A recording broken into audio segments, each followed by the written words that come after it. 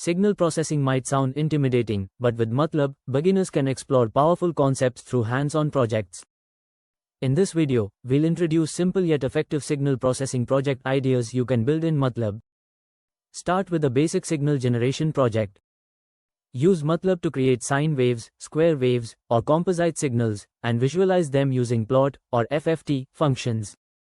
This helps you understand how signals behave in both time and frequency domains.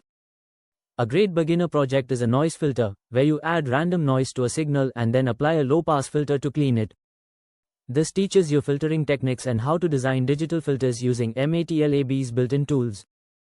Another engaging project is audio signal processing.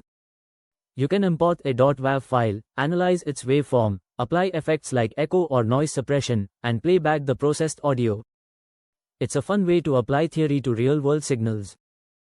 You can also explore Fourier Transform projects, where you convert signals from time to frequency domain using FFT, and identify dominant frequencies, perfect for applications like ECG or voice analysis.